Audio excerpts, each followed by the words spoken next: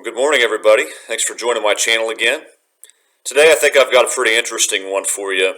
It's something that we all have wondered about, maybe about ourselves, certainly about other people, and it is basically, why did we put up with the narcissist's abuse? It's a good question, isn't it? Well, look, everybody experiences this at times. You know somebody, maybe it's a sibling, friend, family member, or just a person that you know it's in an abusive situation. Physical abuse, mental abuse, whatever it is. And how many times have we wondered and asked ourselves, why does that person stay in it? If her husband's so mentally abusive and physically abusive, why is she still there? If that person's friend is so mean to them or manipulative or whatever, why are they still in it? Look, I was there. At one point in my life, I would have probably been one of those people who thought it was much more simple. That if you're in a bad relationship, you just get out. Easy peasy. Done. Not so fast. That's not how that works. But now I understand why that's not how that works. So today I want to talk about some reasons. I'm going to give you several reasons why we stayed in a narcissistic relationship and allowed the abuse for the period that we did. Some people, guys, it's years and decades. My hope is that for you watching this, that it's not you, that you haven't been trapped in this for years or decades, and that if you're still in an abusive relationship with a narcissist or a toxic person, I hope you get out. It's my prayer you get out, because it's not going to improve. It's not going to get better. We can hope and wish and dream and pray all we want, guys, but these kind of people very, very, very seldom change.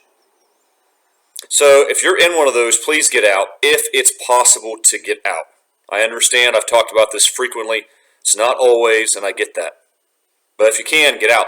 But now I want to talk about some reasons. I'm going to give you several, and then I'm going to give you at the end the biggest reason, the number one reason why we stayed stuck in the narcissistic web of lies, deceit, manipulation as long as we did, and why it wasn't just they're hard to get along with, so we jumped ship. So let's talk about this. First one I'm going to say is, a lot of people in this world, unfortunately, they come from a background where they're just used to narcissistic or toxic abuse. A lot of people grow up in terrible situations at home. Their parents are toxic, or a parent is toxic. Maybe your mom was a narcissist or your dad was. And you grew up getting used to being devalued, criticized, cut, chopped down at the knees every chance that they got. Or maybe you saw them doing that, or maybe you saw that doing these practices to somebody else in the family. Maybe your mom was always after your dad. Maybe your dad was always after your mom. Maybe one of them was always after your siblings and you, or some combination, and you just got used to seeing this kind of abuse. It could also have been that you were in a relationship romantically with a toxic person, and you were being gaslighted, manipulated, triangulated, maybe mentally, physically abused, who knows, cheated on, it's hard to say. And because you were so used to that happening, you just kind of think to yourself in some weird, warped way, well, maybe this is just kind of how relationships go. I mean, I grew up this way, and so this person's acting like this. It's just common. It's how it is. It's not how it is. That's only how it is for unhealthy, toxic people. But if you grew up in that situation, or you were in it with a romantic partner, maybe that was your first husband or wife for 10 years, 12, 15, you got used to these behaviors. And so when you saw them crop up in the narcissist, you were much more likely to sweep them under the rug, weren't you? This is not an excuse to stay in a narcissistic relationship. Please don't misunderstand me. Nor are any of the things I'm going to list reasons why we can excuse and stay in a relationship that's abusive. I'm simply trying to tell you these are some of the reasons why we did it. You get what I'm saying? So that first one. Second one, you know what? People like us honor our vows and commitments. when we get into a relationship with a person, for most of us, it's not just, I'm kind of interested, we'll see what happens, I'll stick around for a year or two, and we don't do that. Because we recognize what a tremendous waste of time that is for us and for the other person. And we're not out looking, a healthy person, particularly a person of the light, we're not out looking to just kind of date around a little bit and have some casual fun or, no, generally we want a lifelong committed partner to spend our lives with happily. Now we know that is, in 2024, finding such a thing is very, very difficult, isn't it? More difficult than it has ever been. And I could rail about why that is. Social media, decay of culture, dating sites. But I digress. I'll save that one for you guys. Probably know by now how I feel about some of this stuff. But it's harder than ever. So people like us are very determined. We want to find that needle in a haystack person that is like us that we can spend our life with. And we go all in. Now, hopefully not too fast. That's part of the problem. Sometimes you go way too fast with a narcissist especially because everything's at light speed with them. But we recognize we want to go all in. We're invested. A narcissist is never invested. They're just playing games. They didn't get into the relationship to be invested. They're not invested with you from day one. They have other people in the background, on the side, at all times. Whether that was with you, the person they're with now, the person they're with 5 years, 10 years, 20 years down the road, they're going to still be doing these things to them. They don't invest the way we do. We honor our commitments. And because of that, it made it very difficult to get out. We didn't want to just end the relationship. So we probably stuck around longer than we should have. Out of our own good intentions, but that's the way it was. How about another one? Very connected. We don't like to give up on a relationship or on an individual. So I already talked about the relationship. We are invested. We go all in. We're trying to find a life partner. Not a season partner, not for 5 years, a few years. We want a life permanent partner to share our days, our weeks, our months, our years with happily. So we're not prone to give up on the relationship. And they know that, and that is really a huge part of what they weaponize against people. If they know you're a committed type of person, oh man, they just struck gold. They struck gold with you. But the same thing applies to people. We don't like to give up on people. The chances are the narcissist gave you a sob story of some sort about how bad their lives were, how they grew up, how they've been abused in the past by people, why they can't trust, how they've been hurt, they've been cheated on, manipulated, da-da-da-da-da-da-da-da. Usually it's almost always the other person's fault. Sometimes they take blame, and they accidentally tell on themselves. They might say, I sabotage relationships, but generally it's always going to be the other person's fault. But so we feel sorry for them. We want to help them. It's not even a matter of people fixing. It's a matter of saying, hey, I'm different. I'm not like the people in the past. This can work because I'm not like them. That's where they trick you, isn't it? Because while that's true, they are like that. And they are the reason why. They're the common denominator in every relationship why it failed. So we don't like to give up on people and just say, they're a lost cause. They're too broken to be fixed. But in the case of the narcissist, they are too broken to be fixed. 99% of the time. 4, I did a video on this one. How the narcissist keeps you in the game. How they really keep you in this whole thing, this back and forth roller coaster ride. How they do it. Breadcrumbing. The love bomb comes at the beginning, and they wrap you and hook you with that love bomb. And that's part of why you stay too, because you remember who they were. That's a different one I could mention. But you remember who they were in the beginning, and you always try to get back to that. So that's why you stay. But the breadcrumbing, it really keeps you there, because that every breadcrumb where they come in and give you a false ray of hope, little ray of sunshine, a good couple hours, a good couple days, a good week maybe, where it's like, man, this relationship this is what I thought. This is what I wanted. That is a little reminder, a little calling back, a little callback to the love bomb, that breadcrumbing. Boom, boom, just here and there. And man, that keeps you hooked. Because those little instances where you're pulling away and they breadcrumb you and suck you back in, and you say, see, that's the one. That's the person that I got in the beginning. There he was. There she was. Man, that keeps you stuck. And it plays with your mind because you're always wondering, which person am I dealing with here? Jekyll or Hyde? Jekyll or Hyde? Jekyll or Hyde? Well, see, Hyde is the real person. Jekyll is the one that they approached you with, and the one they breadcrumb. Here comes Jekyll. Whenever you need him, the rest of the time it is Hyde, destroying you. So the breadcrumbing, I made a video. Go check that one out if you want to hear more. I think it's called how the breadcrumbing, how the narcissist keeps you in the game. I think that's my most popular video so far, actually. So maybe it was a good one. Anyway, check it out. That's a big one.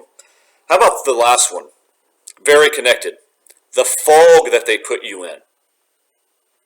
I call it the narcissistic spell. Some people call it the trauma bond.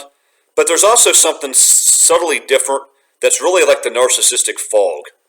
And that is just the overall experience of your mind being all over the place. You feel like you have ridden on the most insane roller coaster, upside down, twists and turns, and and then spun around like Will Smith on the opening of Fresh Prince. He gets picked up and spun around, and you feel like you're put down on the ground, and you're so dizzy, and you're so disoriented. This is very real, guys. If you've experienced it, you know what I'm talking about. You can't hardly go into the grocery store and pick out a loaf of bread, milk, get some rice. Well, what kind of rice? Should it be brown? Should it be white? Should it be bagged? Should it be boiling bagged? What brand? This is what you think about when you're with the narcissist, because you know that whatever you pick is going to be wrong. You might get criticized to oblivion for picking out the wrong type of rice for your dinner that night. I've been there. This is boil in bag. Who does boil in bag? But guys, you can't go and do anything because you feel like every decision you make is going to be wrong. And it is to the narcissist. And so your mind is just everywhere. Point is, you are not thinking clearly. This toxic push-pull pattern where they're in and out and gaslighting, triangulation, and all the things they do to you constantly, it leaves your head absolutely spinning. So it's not a matter of being able to look at the situation. If you were objective on the outside looking in on the situation you were in with the narcissist, it's not a matter of just saying, snap out of it. They're abusing you. Get out. You can't, because your mind is absolutely warped from this person. This is why they call them mind games, because they play with your mind. So all of these things, guys, very, very real reasons why we stayed and put up with the abuse as long as we did. So I'll recap them real fast. You were from an abusive situation previously. That sets you up a little bit for it. You honored your vows and commitments, something they never do. Engagement means zero to them. Marriage means zero to them. Commitment, there's no such thing. They're never in. They're never all in. But we are, and that keeps us there. 3, we didn't want to give up on the relationship or the person. We just don't. We invest. They don't. And they know it, and they use it to their advantage and abuse us. Breadcrumbing, man, that keeps you in the game. The breadcrumbing always keeps you interested, especially when you're pulling back. And the last one, the mental fog, the narcissistic fog, where you're just too disoriented to make the right decision, to be honest. All that said, what is the number one reason, in my opinion, of why we put up with the abuse? It's going to sound really simple to you guys, but I do think it's the most profound reason, the most important. We didn't know what we were getting into.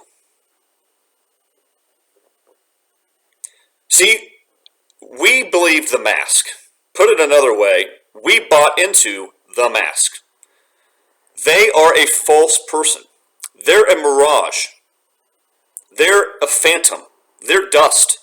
The person you met in the love bomb and then that breadcrumbed you never existed. They aren't real. That is an act. That's an actor. It's a con artist.